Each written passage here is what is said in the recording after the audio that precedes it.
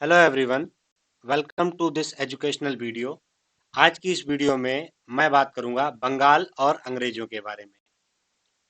क्योंकि भारत में अंग्रेजों के इतनी बड़ी पॉलिटिकल पावर, इतनी बड़ी राजनीतिक शक्ति बनने की शुरुआत बंगाल से ही होती है। इसलिए एग्जाम की दृष्टि से, एग्जाम पॉइंट ऑफ व्यू से ये टॉपिक हमारे लिए काफ़ी इम्पोर्टेंट हो जाता है। जब इस टॉपिक को हम पूरा पढ़ लेंगे तो कुछ बेसिक जानकारी हमें इस टॉपिक के बारे में मिलेगी और एग्जाम्स में पूछे जाने वाले कुछ क्वेश्चंस, जो ये 5 टॉपिक हैं, इनसे रिलेटेड जो क्वेश्चंस पूछे जाते हैं उनको आप आसानी से सॉल्व कर पाएंगे।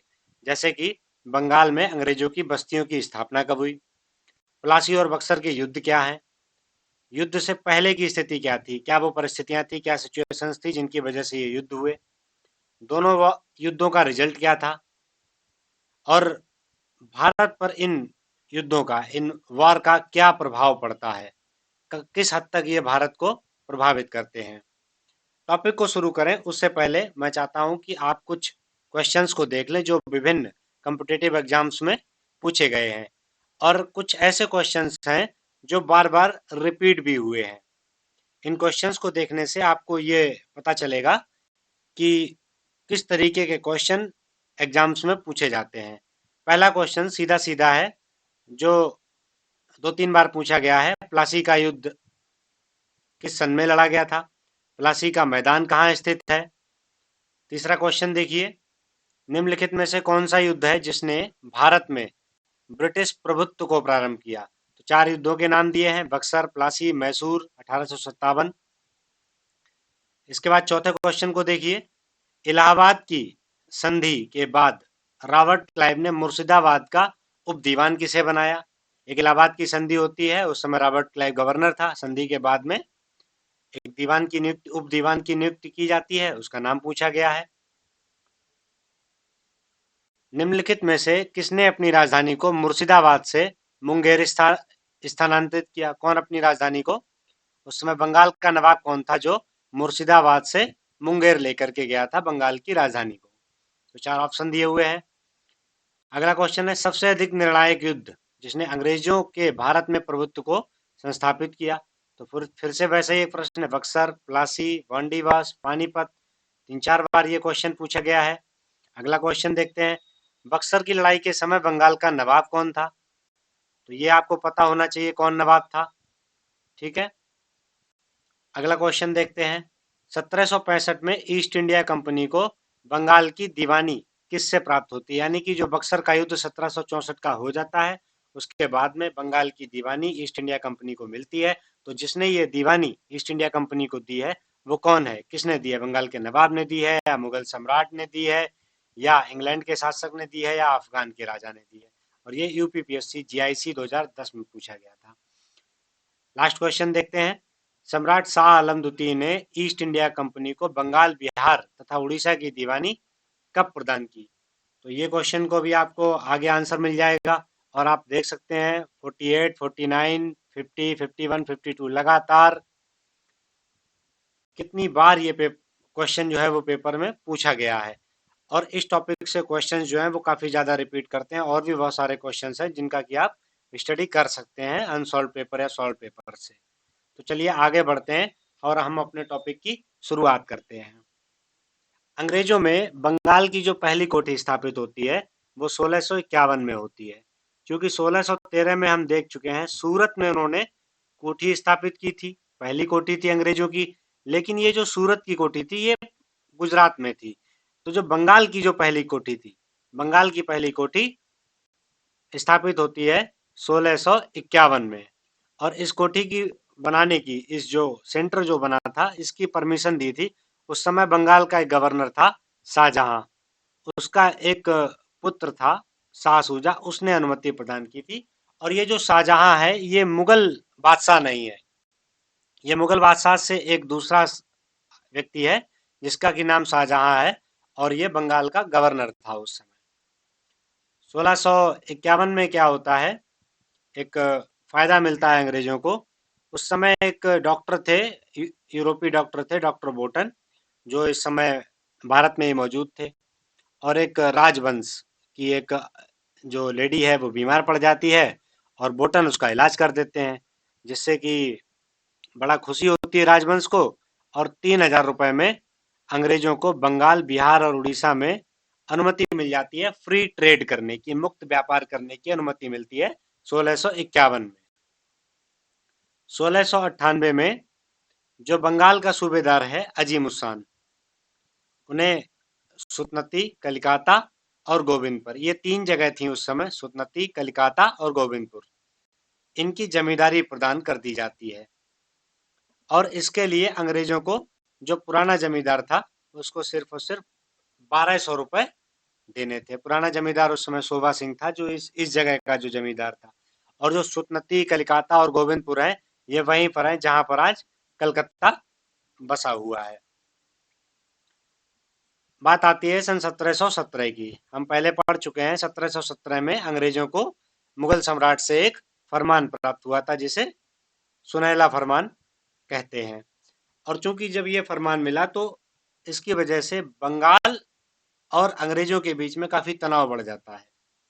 और धीरे धीरे समय बढ़ने के बाद में 1740 तक आते आते विवाद जो है वो तेज होने लगता है। इस फरमान की कुछ शर्तें ऐसी थीं जिन्हें मुगल बादशाह ने तो अनुमति प्रदान की थी, लेकिन बंगाल का जो नवाब था वो कहता था कि ये शर्तें संधि में नहीं है या इस फरमान में नहीं है।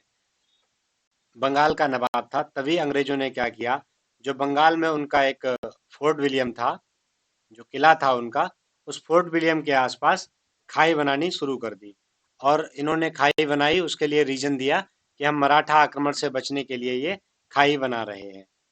और यहीं से जो विवाद है वो आगे बढ़ता चला जाता है। अप्रैल 10 अप्रैल 1756 को अलीवर्दी खान की मृत्यु हो जाती है। और जब मृत्यु हो जाती है तो चूंकि इस समय मुगल सत्ता के पतन का काल है, नवाब की नियुक्ति नहीं हो पाती है और उत्तराधिकार के लिए संघर्ष प्रारंभ हो जाता है। जब नवाब अलीवर्दी खान अभी मरा है, वो अपने मरने से पहले ही अपनी एक बेटी के लड़के नवाब सिराजुद्दौला को अपना उत्तराधिकारी घोषित कर देता है। लेकिन उसकी जो बड़ी बेटी है घसीटी बेगम, वो भी अपने बेटे मुरादुद्दौला को नवाब बनाना चाहती है। लेकिन चूंकि नवाब अलीवर्दी खान मरने से पहले ही घोषित कर देता है, इसलिए सिराजुद्दौला को अलीवर्दी खान के बाद में नवाब बनाया जाता है। अलीवर्दी खान ने इन यूरोपियों को मधुमक्खी कहा था और कहा था कि अगर इन्हें छेड़ोगे तो ये काट काट के मार डालेंगी, लेकिन अगर इन्हें नहीं छेड़ेंगे तो ये शहद देंगे। तो इस स्टेटमेंट को याद रखिएगा, किसने कहा था ये।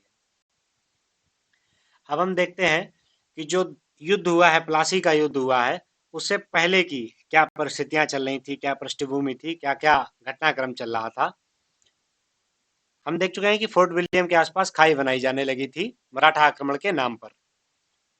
तो जब नवाब ने संदेशा भिजवाया कि इस खाई को भर दो, मिट्टी से भर दो, तो फोर्ट विलियम की तरफ से जवाब आता है कि ये खाई तो भरी जाएगी, लेकिन ये मुसलमानों के सिरों से भरी जाएगी। जब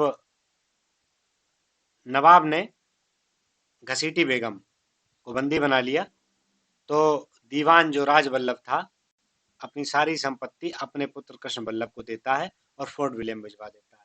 अभी बताया आपको कि घसीटी बेगम भी अपने बेटे को नवाब बनाना चाहती थी, और ये जो दीवान राजवल्लभ था ये घसीटी बेगम की साइड था।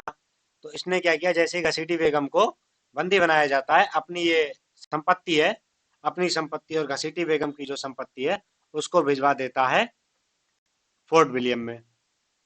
इसके अलावा जब नवाब सिराजुद्दौला नया नवाब बनता है तो अंग्रेजों को जो उसके प्रति सम्मान देना चाहिए, जो परंपरा के अनुसार आवश्यक भी था, वो नहीं दिया। तो इससे भी नवाब थोड़ा सा नाराज था।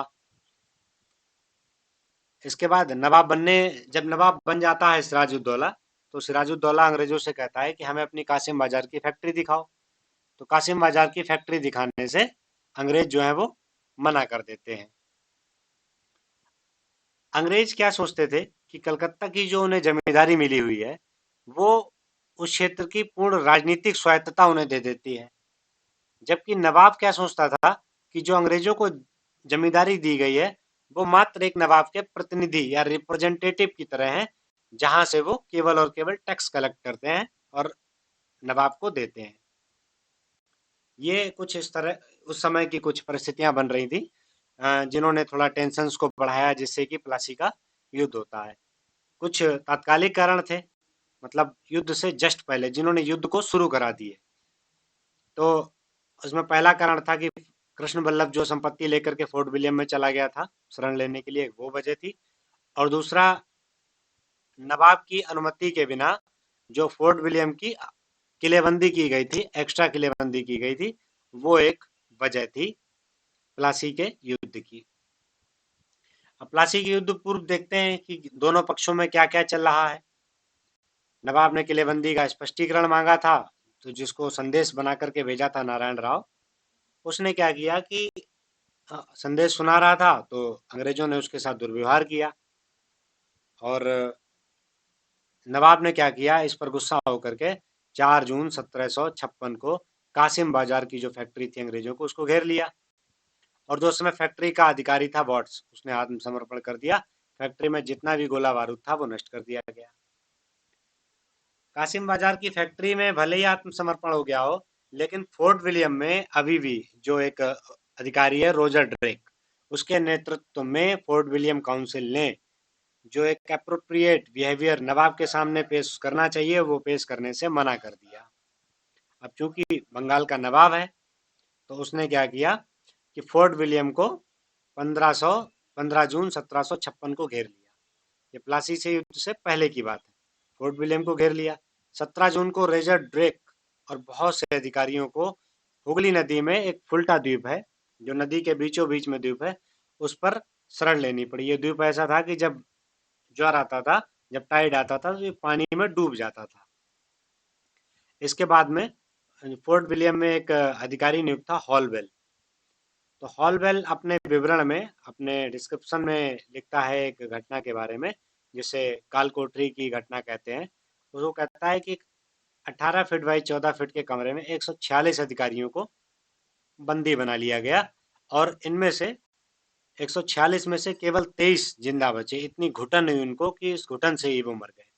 लेकिन जो तत्कालीन इतिहासकार है, जो उस समय इतिहासकार था, सियार उल मदखरीन ने इसका कोई भी जिक्र नहीं किया है इस घटना का। तो लोग ऐसा मानते हैं कि हॉलवेल ने केवल बस बातों बातों में ऐसी बात बोल दी कि नवाब के ऊपर अटैक किया जा सके या दबाव बनाया जा सके। जबकि अगर प्रैक्टिकली भी देखें तो 18 बाई 14 के कमरे में 146 लोगों को बंदी बना पाना बहुत मुश्किल है। इसके बाद जब कासिम बाजार और कलकत्ता में जब अंग्रेजों की पराजय हो गई, ये खबर पहुंचती है मद्रास, और मद्रास में इस समय है रॉबर्ट क्लाइव। तो वहां से एक सेना जो है वो भेज दी जाती है। नवाब का एक कलकत्ता का अधिकारी है मानिक चंद। तो आते ही रॉबर्ट क्लाइव क्या करता है, इस मानिक चंद को अपनी ओर मिला लेता है, और 24 जनवरी 1757 को अंग्रेजों ने कलकत्ता पर अधिकार दोबारा से कर लिया। 30 जनवरी 1757 को नवाब और क्लाइव के बीच में एक युद्ध होता है। स्थिति दोनों की अच्छी नहीं थी। फाइनली क्या होता है, नवाब को एक ट्रीटी करनी पड़ती है क्लाइव के साथ में। नवाब और क्लाइव के बीच में एक ट्रीटी होती है 8 फरवरी 1757 को। इस संधि का नाम था अलीनगर की संधि। तो अलीनगर की संधि कब होती है? 8 फरवरी 1757 को। प्लासी के युद्ध से पहले ही ये संधि हो चुकी है। संधि हुई है तो कुछ उसके प्रावधान होंगे, कुछ कंडीशंस होंगी। तो इन कंडीशंस को देख लेते हैं। मुगल बादशाह ने जो अंग्रेजों को व्यापारिक सुविधाएं, जो व्यापारिक विशेषाधिकार दिए हुए थे, वो उनको मान्यता उनको मान्यता नवाब के द्वारा भी दी जाई। इसके बाद जो दस्तक पहले जैसे अंग्रेज यूज कर रहे थे मनमाने तरीके से, वैसे उनको यूज करने की अनुमति दी गई। अंग्रेजों को फैक्ट्रियां लौटा दी गई, और नवाब को बोला गया कि तुम क्षतिपूर्ति भी दोगे। कंपनी को कलकत्ता में अपनी इच्छानुसार किलेबंदी की अनुमति दी गई, यानी कि अब जिस किलेबंदी को लेकर के युद्ध होने की संभावना थी, उसकी अब अनुमति भी मिल गई। इसके अलावा कंपनी को बंगाल में सिक्के डालने की अनुमति मिल गई। अभी तक जो कंपनी सिक्के डाल रही थी, वो सिक्के डाल रही थी बम्बई में डाल रही थी। इसके अलावा कंपनी ने नवाब की सुरक्षा का भी वचन दिया। यानी कि कहीं ना कहीं हम एक मोटे तौर पर देखें तो नवाब ने राजनैतिक तौर पर अंग्रेजों की अधीनस्थता स्वीकार कर ली है। यानी कि नवाब जो है थोड़े बहुत रूप में अंग्रेजों के अंडर आना शुरू हो गया है। अब प्लासी का युद्ध होना है। धीरे धीरे टेंशन्स बढ़ रही हैं। तो अंग्रेज भी सोच रहे हैं कि कैसे भी ना कैसे करके युद्ध को शुरू किया जाए और नवाब को हटाया जाए। तो नवाब मुआवजा नहीं दे पा रहा था, क्योंकि नवाब वैसे ही इतना ज़्यादा धनवान नहीं था। बंगाल के नवाब के पास इतनी संपत्ति नहीं थी कि जो वो अंग्रेजों को मुआवजा दे सके।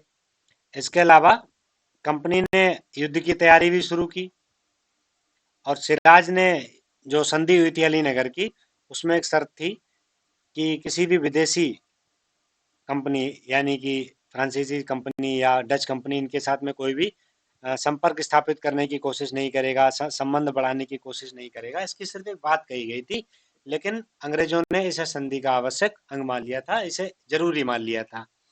लेकिन कुछ ऐसे पत्र मिलते हैं जिनसे ये पता चलता है कि उस समय नवाब और फ्रांसीसियों के बीच में कुछ संबंध बढ़ाने का प्रयास किया जा रहा था। क्लाइव ने क्या किया कि फ्रांसीसी बस्ती पर अधिकार कर लिया, चंद्रनगर की बस्ती पर। लेकिन नवाब ने इसकी अनुमति नहीं दी थी। अनुमति नहीं देने के बाद भी जो अंग्रेज हैं, फ्रांसीसी बस्ती चंद्रनगर पर अधिकार कर लेते हैं। जब युद्ध पास आने वाला है तो क्लाइव क्या करता है कि नवाब से जो लोग असंतुष्ट हैं, जो लोग नवाब से डिसएग्री हैं, उनको धीरे धीरे अपनी ओर मिलाना शुरू करता है और षड्यंत्र को रचना शुरू कर देता है। इसके अलावा षड्यंत्रकारियों में मीर जाफर भी शामिल था। मीर जाफर को नवाब बनाने का निश्चय लिया गया कि जब नवाब सिराजुद्दौला को हराया जाएगा तो नवाब मीर जाफर को बनाएगा। और जो ये आपस में षड्यंत्रकारियों और जो अंग्रेजों की शर्तें तय की जा रही थी, वो एक व्यापारी था अमीन चंद, उसके माध्यम से तय की जा रही थी। नवाब के 4 सेना नायक थे उस समय, युद्ध के समय 4 सराय दुर्लभ, यार लतीफ, मीर मोइनुद्दीन,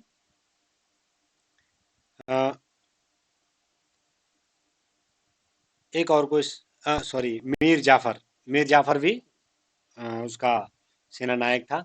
तो इन चारों सेना नायकों में से मीर मोइनुद्दीन को छोड़ करके बाकी जो तीनों सेना नायक हैं वो षड्यंत्र में शामिल थे।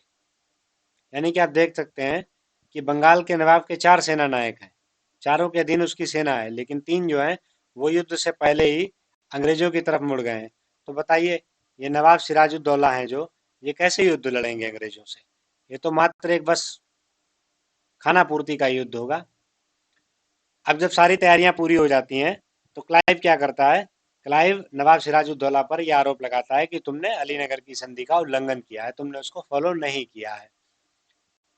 क्लाइव ने बिल्कुल भी इंतजार नहीं किया कि सिराज इस आरोप का कोई उत्तर दे। इससे पहले ही 22 जून 1757 को अंग्रेजों और नवाब की सेना जो है वो प्लासी के मैदान में आ जाती है। युद्ध शुरू होता है 23 जून 1757 को। अब नवाब की जो सेना थी वो 50,000 की सेना थी, और अंग्रेजों की जो सेना थी वो 3200 की सेना थी। लेकिन चूंकि 4 में से 3 जो सेना नायक थे वो तो थे विद्रोही, वो धोखेबाज थे, उन्होंने नवाब को धोखा दिया, और इस वजह से एक बड़े हिस्से ने युद्ध में भाग नहीं लिया। और इस वजह से क्या होता है कि नवाब की जो सेना है वो हार जाती है। नवाब की तरफ से मीर मदान लड़ता है, मोहनलाल ने लड़ता है, एक छोटी सी टुकड़ी लड़ती है इनके नेतृत्व में और बहादुरी से लड़ती है, लेकिन हार जाती है। एक फ्रांसीसी टुकड़ी, फ्रांसीसी सैनिक टुकड़ी भी नवाब की तरफ से लड़ रही थी, बहादुरी से लड़ी, लेकिन वो हार जाती है। जब नवाब देखता है कि अब युद्ध में मेरी हार बिल्कुल तय है, तो नवाब 2000 घुड़सवारों के साथ मुर्शिदाबाद जो है वो लौट जाता है, और अंततः प्लासी के युद्ध में अंग्रेजों की विजय हो जाती है। इस विजय के बाद में अंग्रेजों को काफ़ी सारे फायदे मिलते हैं, और भारत के लिए एक बहुत ही लंबे, लगभग 200-250 सालों के एक लंबे पीरियड के लिए देश की अर्थव्यवस्था को निचोड़ने वाले, खोखला कर देने वाले साम्राज्यवाद की शुरुआत होती है। धीरे धीरे इसी युद्ध के कारण भारत के आर्थिक स्रोतों का दोहन होता है, भारत के संसाधनों का दोहन होता है, और इन सभी को लगा दिया जाता है इंग्लैंड की औद्योगिक क्रांति में। युद्ध के बाद में मीर जाफर को संधि की जो शर्तें थी उसके हिसाब से, षड्यंत्र की शर्तें, संधि की शर्तें नहीं कहना चाहिए, षड्यंत्र की जो शर्तें थी उसके अनुसार मीर जाफर को नवाब बना दिया जाता है। नवाब खुश होता है 24 परगनों की जमींदारी जो है वो पुरस्कार में अंग्रेजों को दे देता है। और क्लाइव से तो इतना खुश हो जाता है कि 2,34,000 रुपए तो पर्सनली गिफ्ट दे देता है क्लाइव को। इसके अलावा बंगाल में अब नवाब सिराजुद्दौला हार चुका है, मीर जाफर बना है, षड्यंत्रकारी है। बंगाल में जितनी भी फ्रांसीसी बस्ती हैं सारी की सारी उठा करके दे दी जाती हैं अंग्रेजों को। अब अंग्रेजों को जो भी निजी व्यापार करना है उसके लिए कोई चुंगी नहीं देनी है। कंपनी को बंगाल, बिहार, उड़ीसा में पूरी छूट मिल गई है युद्ध के बाद में। कलकत्ता में टकसाल भी बनाने की अनुमति मिल गई है। और पहला जो सिक्का यहाँ से निकलता है वो 19 अगस्त 1957 को निकलता है। तो याद रखिएगा, बंगाल में जो टकसाल स्थापित होती है वो प्लासी के बाद में स्थापित होती है, और यहाँ से जो पहला सिक्का निकलता है वो 19 अगस्त 1757 को निकलता है। सोरे का व्यापार, सोरा उस समय बहुत इंपॉर्टेंट चीज हुआ करती थी, और सोरे का जो यूज होता था वो गोला बारूद बारूद बनाने में यूज होता था। तो सोरे का जो एकाधिकार था वो मिल गया अंग्रेजों को, और बहुत थोड़ा सा सोरा छोड़ा जाता है बंगाल के नवाब के लिए। अफीम और नमक पर एकाधिकार मिल जाता है अंग्रेजों को। इससे क्या होता है कि बंगाल की जो अर्थव्यवस्था है वो पूरी तरह से चौपट हो जाती है। कंपनी अब इतनी स्ट्रांग हो चुकी है, इतने ज्यादा उसके पास संसाधन हो चुके हैं कि कंपनी अब राजनीतिक सत्ता के रूप में निर्णय करने में सक्षम हो सकी है। अब देखते हैं नए नवाब को, देख लेते हैं। मीर जाफर जो नवाब बनाया गया है 1757 में प्लासी के युद्ध के बाद में, 29 जुलाई 1757 में क्लाइव बनाता है जफर को नवाब। और जब इसको नवाब बनाया गया तो जगत सेठ बंधु को भेजा जाता है दिल्ली में, और इसको नवाब बनाने की स्वीकृति ले ली जाती है मुगल सम्राट से। यानी कि मुगल सम्राट से इसको अनुमति भी प्राप्त हो जाती है। क्लाइव ने क्या किया, महत्वपूर्ण जो पद थे, जो इम्पोर्टेंट पोर्टफोलियो, इम्पोर्टेंट पोजीशंस थी, उन पे अपने व्यक्तियों को, अपने जो विश्वास पात्र थे वो उनको बैठा देता है। जो 15% मैंने आपको बताया केवल सोरा छोड़ा था नवाब के लिए। मीर जाफर नया नया शासक बना है, नया नया नवाब बना है, अंग्रेजों की कृपा से तो अपार भेंट देता है, लेकिन धन तो था नहीं, तो कुछ किस्तें जो थी वो नहीं दे पा रहा था। अतः दबाव में आकर के नवाब ने इन किस्तों के बदले में बर्धमान, नादिया और हुगली, ये जो 3 क्षेत्र थे, बर्धमान, नादिया, हुगली, इनके राजस्व वसूली का जो अधिकार था वो कंपनी को दे दिया। बोला मैं किस्तें नहीं दे पा रहा हूँ, और आप इन 3 जगहों से अपना राजस्व वसूल कर लिया, अपनी किस्तें वसूल कर लीजिए। 1760 को जो है वो क्लाइव वापस चला जाता है। क्लाइव जो है ये 1760 को वापस चले जाते हैं। 1765 में ये दोबारा वापस आएंगे, इनको दोबारा गवर्नर बना करके भारत में वापस भेजा जाएगा। 14 अक्टूबर 1760 को बिना किसी युद्ध के मीर जाफर के स्थान पर मीर कासिम को नवाब बना दिया जाता है। क्योंकि नवाब जो है वो किस्तें नहीं दे पा रहा था, अंग्रेजों की शर्तों को पूरा नहीं कर पा रहा था, इसलिए मीर जाफर के स्थान पर 1760 में नवाब बना दिया जाता है। तो 1757 से 1760 तक कौन रहता है? कासिम नवाब रहता है, सॉरी, जाफर नवाब रहता है। और 1760 से आगे जो है रहता है कासिम रहता है। और ये कासिम जो था बहुत ही महत्वाकांक्षी था, बहुत ही ज़्यादा दृढ़ चरित्र का व्यक्ति था। नवाब बनने के तुरंत बाद में उसने सोचा कि क्यों ना मैं खुद को अंग्रेजों से अलग कर लूं, स्वतंत्र होने का प्रयास किया।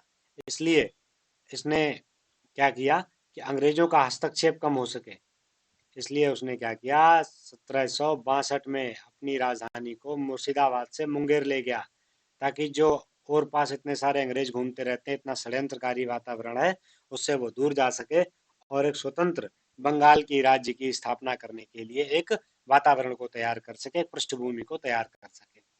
मीर कासिम मुंगेर पहुंचता है। मुंगेर में जब वो पहुंचता है तो वहां पे बारूद, तोपे, तोड़ेदार बंदूक बनाने का कारखाना बनाता है।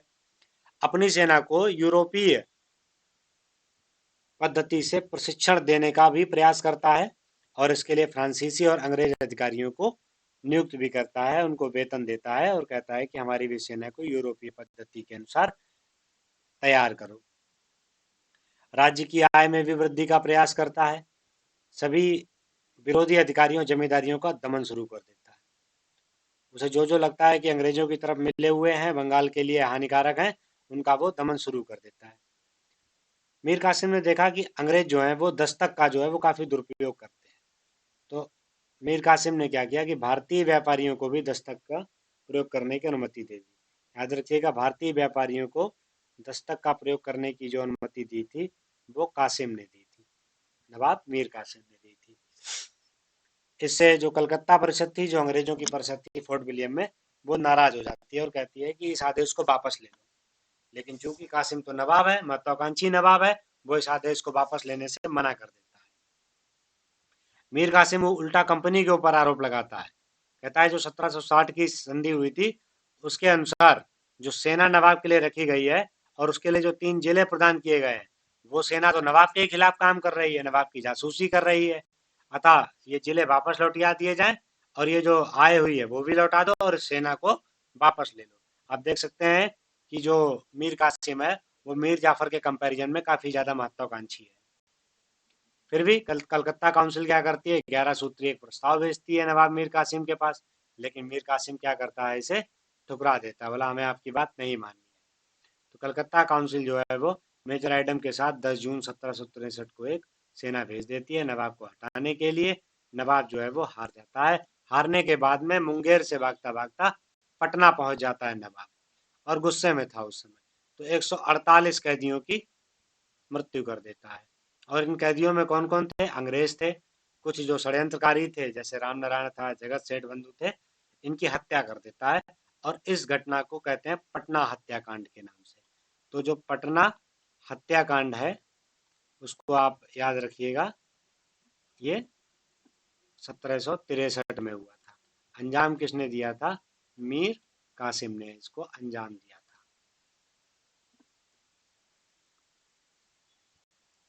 तो धीरे धीरे इस तरीके की जो तनावपूर्ण स्थितियां थी उससे बक्सर के युद्ध की पृष्ठभूमि जो है वो तैयार होने लगी। मीर कासिम एक बार परास्त हो चुका है अंग्रेज अधिकारी एडम के द्वारा।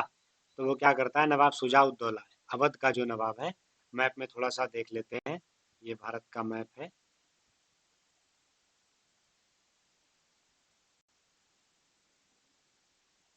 तो ये जो क्षेत्र था ये बंगाल का क्षेत्र था, और इससे जो ऊपर का क्षेत्र था वो अवध का क्षेत्र था। तो यहाँ पर इस समय नवाब शुजाउद्दौला था, इससे सहायता लेने का प्रयास करता है मीर कासिम, और कहाँ पहुंच जाता है, इलाहाबाद, जो कि आजकल हो गया है प्रयागराज। और संयोग की बात देखिए कि इस समय मुगल जो सम्राट है शाह आलम, वो भी इलाहाबाद में ही है। तो मीर कासिम, नवाब शुजाउद्दौला, फ्रांसीसी और मुगल सम्राट शाह आलम, इन चारों लोगों के मिलाकर के एक ज्वाइंट आर्मी बन जाती है, ज्वाइंट सेना बन जाती है और युद्ध करने के लिए तैयार हो जाती है। इसी समय मेजर हेक्टर मुनरो जो है एक बड़ी सेना लेते हैं और बक्सर, बिहार में एक स्थान है, बिहार में एक जिला है उत्तरी बिहार में, वहां पर युद्ध करने के लिए पहुंच जाता है। प्लासी के युद्ध की तरह ही कूटनीति, घूसखोरी, षड्यंत्रों का सहारा लिया जाता है। अवध के नवाब के कुछ अधिकारियों को अपनी ओर मिला लिया जाता है। 22-23 अक्टूबर 1764 को बक्सर में काफी घमासान युद्ध होता है। संयुक्त सेना मात्र 3 घंटे में ही हार जाती है। मीर कासिम दिल्ली भाग जाता है, 1777 में आगे जाकर के उसकी मृत्यु हो जाती है। नवाब शुजाउद्दौला भी अवध भाग जाता है। बनारस में जनवरी 1765 में अंग्रेजों ने उसे दोबारा से परास्त किया। यानी कि नवाब जो है, नवाब शुजाउद्दौला, सॉरी, नवाब जो अवध का नवाब है शुजाउद्दौला, उसे दोबारा से परास्त किया जाता है। और इस बार परास्त होने से अंग्रेजों ने चुनार और इलाहाबाद के दुर्गों पर अधिकार कर लिया। नवाब शुजाउद्दौला ने जो उस समय मराठा सेना नायक था मल्हार राव होलकर, इनको पढ़ेंगे मराठा के विषय में, जब हम अपने टॉपिक्स को लेकर के आएंगे तो इनके विषय में भी पढ़ेंगे। तो नवाब शुजाउद्दौला ने मराठा सहायता लेने का प्रयास किया, लेकिन 1765 में कड़ा के युद्ध में दोनों हार जाते हैं। अंततः होता क्या है, शुजाउद्दौला अंग्रेजों के सामने आत्मसमर्पण कर देता है और 1765 में मीर जाफर की मृत्यु हो जाती है। और मीर जाफर की मृत्यु के बाद में उसका जो पुत्र था वो मीर कासिम के बाद में बंगाल का नवाब बना दिया जाता है। इसका नाम था नजीमुद्दौला। उसने भी अंग्रेजों के साथ एक संधि की और सुरक्षा, वित्त, सेना, बाह्य इन सभी संबंधों पर अंग्रेजों को अधिकार दे देता है। यानी कि काफी हद तक जो अंग्रेज हैं वो बंगाल में काबिज हो जाते हैं और नवाब जो है वो अधिकांशतः लगभग पूरा पूरा आ जाता है अंग्रेजों के अधीन में। अगर हम बक्सर के युद्ध को देखें तो इस युद्ध का महत्व प्लासी के युद्ध से कहीं ज्यादा था। चाहे हम वो राजनीतिक दृष्टि से देखें, चाहे सैनिक दृष्टि से देखें। जहां प्लासी के युद्ध में सिर्फ बंगाल के नवाब को हराया गया था, नवाब सिराजुद्दौला को हराया गया था, वहीं पर बक्सर के युद्ध में आप देखेंगे बंगाल के नवाब को तो हराया ही गया, इसके साथ में फ्रांसीसियों को भी हराया गया, मुगल सम्राट को भी हराया गया और अवध के नवाब को भी हराया गया। इस युद्ध के बाद में मुगल सम्राट जो है वो परास्त हो जाता है, अंग्रेजों का पेंशन भोगी बन जाता है, पेंशनर बन जाता है और जो इलाहाबाद तक का क्षेत्र है वो अब अंग्रेजों के हाथों में आ जाता है। क्योंकि अवध तक पूरा अंग्रेजों के कब्जे में आ चुका है, प्रभाव पूरा जम चुका है, तो दिल्ली के लिए भी रास्ता खुल रहा है। जो बक्सर का युद्ध था उसने फाइनली जो प्लासी के जो निर्णय थे, जो प्लासी का रिजल्ट होना चाहिए था, उस पर अपनी स्टाम्प लगा दी और इसीलिए कहा जाता है कि प्लासी का जो युद्ध था वो बक्सर से अधिक निर्णायक था और इसी ने भारत में अंग्रेजों के शासन की नींव रखी। तो यहाँ तक हमने देखा प्लासी और बक्सर के युद्धों को देखा, विस्तार पूर्वक देखा, कुछ प्रश्नों को देखा। कुछ और प्रश्नों को आप अपने आप से करने का प्रयास कीजिएगा। अगली वीडियो में हम फिर आपके लिए अगला नया टॉपिक लेकर के आएंगे। तब तक आप हमारे चैनल को लाइक कीजिए, सब्सक्राइब कीजिए, अगर वीडियो अच्छी लगे तो शेयर भी कीजिए। बहुत बहुत धन्यवाद।